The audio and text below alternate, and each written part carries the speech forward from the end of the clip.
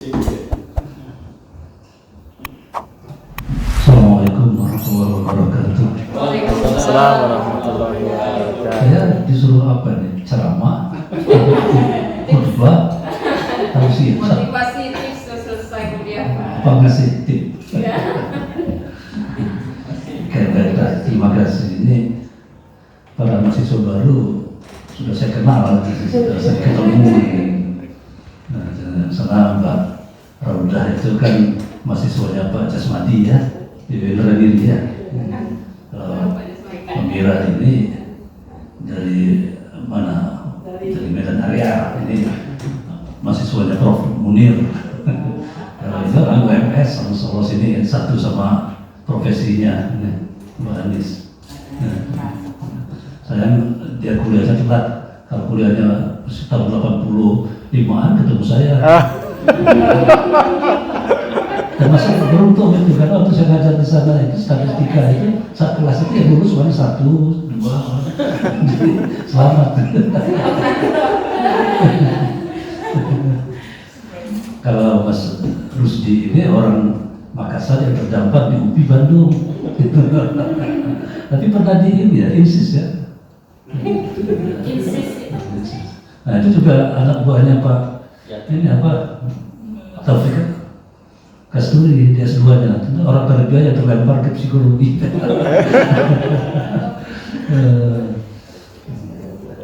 Jadi kami udah kenal sudah di kelas. Setelah ini ketemu Pak Prof Sapri. Jadi ini saja biar tidak jomplang gitu. Saya mengenal karena di kelas saya tidak memperkenalkan diri. Jadi saya orang baru di UMI ini di sini, baru setelah kalau Pak Sapri udah lebih lama ya di sini. Nah, sudah betul-betul jadi orang jalan. Saya kadang masih merasa jadi tamu di sini, tahu mengabdi di UMJ itu. Nah, jadi merasa ada hutang budi ya karena saya dulu kecil-kecilnya itu dididik di Muhammadiyah terus jadi ya. Setelah pensiun dari UGM saya ke sini. Itu alasan ilmiahnya. Yang nggak ilmiahnya karena dekat. Saya ditawari ke Jakarta malas mau ke Jakarta. Sini aja yang dekat. Paling 20 menit sampai ke rumah saya. Latar belakang saya yang psikologi. S1 psikologi, S2 psikologi, S3 juga psikologi. Tetapi psikologinya itu jangan dibayangkan seperti yang dipelajari Anis itu masalah psikoterapi, masalah klinis. Kalau berhadapan dengan klien, dia lebih pintar. Karena saya sama sekali nggak berhubungan sama klien segala macam. Psikologi saya itu psikologi di bagian pengukurannya.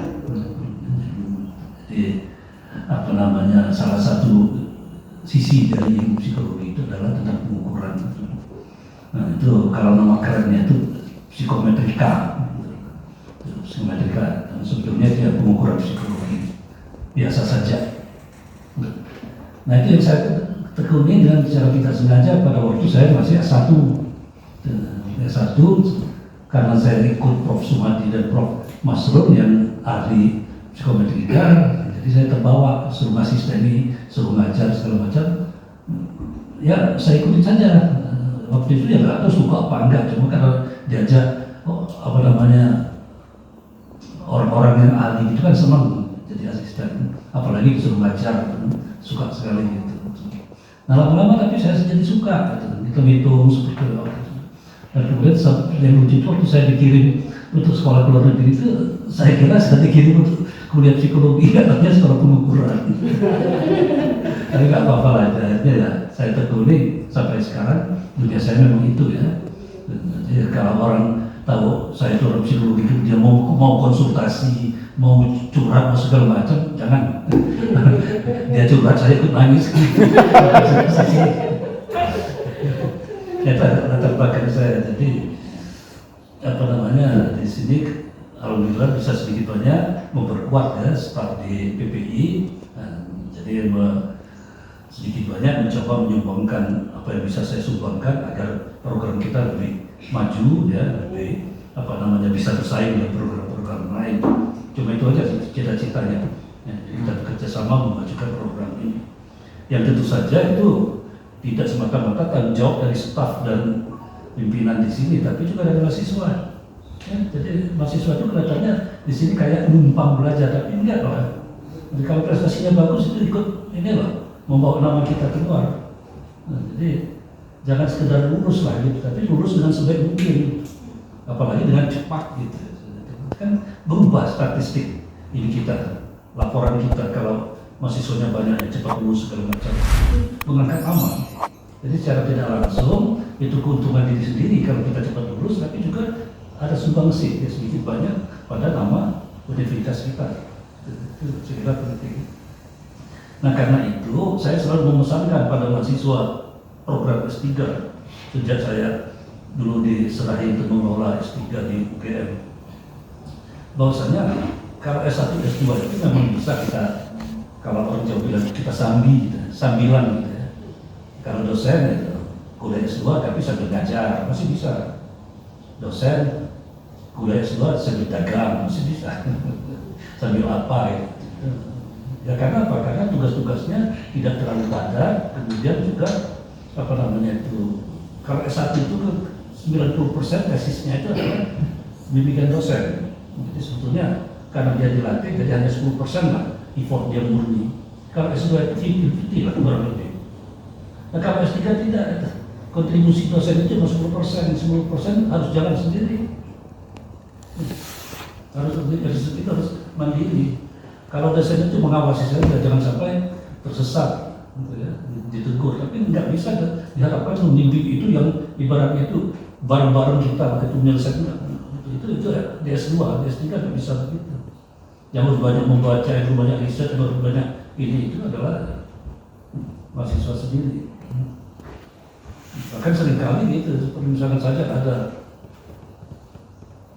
riset, kemudian ini memerlukan satu pendekatan baru. Kamu harus pakai pendekatan struktural, misalnya nggak perlu belajar. Ya. Pembimbingnya cuma muncul saja belajar, harus sampai bisa. Dan tidak apa namanya, tidak banyak kontribusi langsungnya dari pembimbing. Jadi tanggung jawab S3 itu banyak sekali. Menyadari hal seperti itu, artinya dia harus fokus betul. Saya selalu katakan dalam istilah saya itu, belajar di S3 itu adalah full time job. Itu adalah tugas penuh waktu. Nggak boleh berpikir kemudian mau sambil ini sambil itu. Nah, kalau kita memang belum siap meninggalkan pekerjaan, belum siap cuti dari tugas entah sebagai dosen atau apa ya, tunda dulu S3-nya. Kalau S3 itu ya jangan minta izin belajar. Izin belajar itu artinya apa? Diizinkan belajar tapi masih harus ngajar kan. Kalau nggak ngajar nanti harus hilang. Nggak boleh berpikir gitu, kan berpikir gitu udah susah. Masih mikir terus. Udah harus apa namanya cuti belajar atau dari tugas segala macam. Harus full time, betul-betul konsentrasi. Nah, jadi lepas dari masalah birokrasi administratif dan masalah aturan itu diperlukan agar kita secepat mungkin bisa selesai itu dengan baik. Nah, kalau saya bicara begitu itu bukan apa namanya buah pikiran begitu saja, tidak, itu berdasar fakta, betul-betul fakta. Ada salah seorang adik kelas saya itu cuma beda 4 angkatan dengan saya, yang menjadi ketua organisasi yang cukup punya nama di Indonesia ini, malas melepaskan jabatan ketua itu, dan dia ngambil S3, padahal S3-nya juga. Dan kebetulan saya koper-kopernya. Udah dikasih teman-teman, udah tidak usah calonkan lagi, nggak usah. Bisa dulu, nanti kalau sudah jadi dokter mudah kan. Nggak mau, tetap aja, terpilih lagi dan terpilih karena memang kinerja dia sebagai ketua itu bagus. 2 periode. Ya berhasil. Dokternya apa? DO. Out. Habis waktu out. Banyak sekali yang seperti itu, artinya karena tidak sanggup melepaskan hal-hal yang apa namanya mungkin mengganggu, akhirnya gagal. Nah itu sebetulnya yang selalu saya ingatkan itu. Jadi apa namanya, entah gimana caranya, tentu tidak bisa kita arahkan satu persatu, tapi coba nanti pikirkan begitu, melepaskan hal-hal yang mungkin mengganggu, gitu. Jangan sampai pikiran kita terpecah. Ya. Makanya kalau saya kata di sini ada carol nggak? Ada. Itu kan mestinya kalau dia sudah selesai kongres, setiap mahasiswa harus ini punya carol. Seperti ini. Itu gunanya apa ya? Biar dia ini di sini terus belajar konsentrasi, nggak bisa mikir yang lain. Full time, selesai pulang nggak usah ini. Ya. Kan di rumah bisa, ya di rumah bisa juga. Kalau punya kamar sendiri nggak diganggu, anaknya nggak, ya bisa juga di rumah. Apalagi ruangannya ber-AC sudah lengkap. Kenapa? Sekarang untuk referensi kan hampir semuanya bisa diakses lewat internet. Beda dengan zaman saya dulu ya harus cari buku betul-betul. Gitu. Tetapi masalahnya di rumah itu lebih banyak gangguan.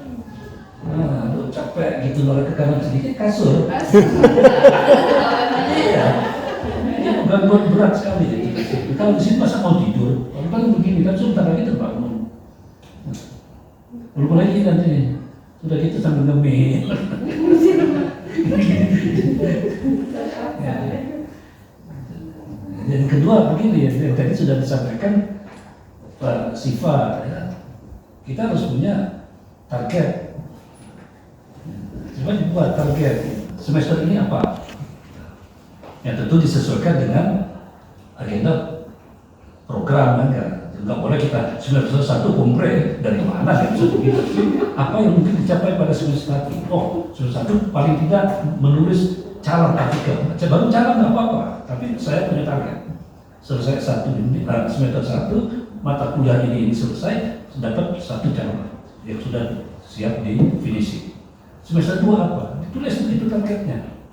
Semester 3 apa? Sehingga kita tahu nanti tahun sekian, semester sekian saya itu akan selesai komplit. Kalau tidak berarti saya belum dapat apa-apa. Nanti semester sekian-sekian saya akan maju ujian tertutup. Target itu harus kita kejar. Nah masalah ada halangan itu waktu alam itu lain cerita kan. Tapi artinya kita harus punya target. Dibuatlah target semester. Cukup, belum, nanti ada target bulanan. Target semester dipecah. Cari.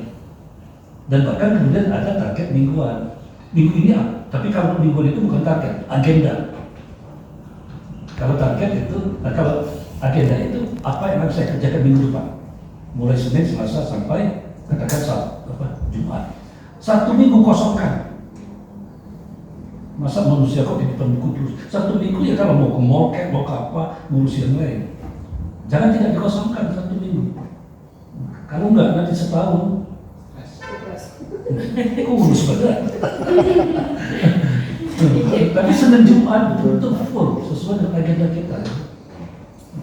Nah 1 minggu tutup laptop, tutup ini.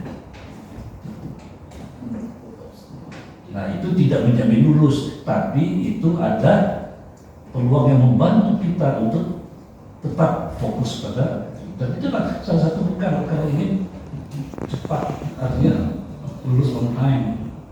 Tapi tanpa itu saya pesimis. Lagi-lagi ini fakta ya. Saya bahkan sampai sekarang masih nyimpen file waktu saya jadi ketua daftar mahasiswa angkatan ini pada beberapa semester ini dia apa kemajuannya ada semua. Nanti kelihatan sekali ada panjang lebar sampai itu ujung-ujung jadi yang ini baru pertengahan dari masa sedikit sudah lulus sudah kelihatan. Dan semua yang sampai ujung panjangnya itu kalau diteliti ya itu tadi tidak mau melepaskan kegiatan organisasi lah atau apa. Dan mudah-mudahan ada manfaatnya, kelihatan sepele tapi itu agak menjadi keyakinan saya. Ya, bahwasanya kalau S3 itu seperti itu kerjanya. Ada target apa yang harus dicapai per semester, ada target apa bulanan dan apa ada agenda mingguan yang harus dikerjakan. Dengan demikian insya terbantu sekali untuk kemajuan bisa lulus on time. Nah di luar itu semua ya kita bertawakal mau apa lagi ya. Saya kira itu aja yang ingin saya sampaikan. Soalnya kalau saya sampaikan semua nanti Pak Sapri nggak bisa bicara apa-apa lagi kan.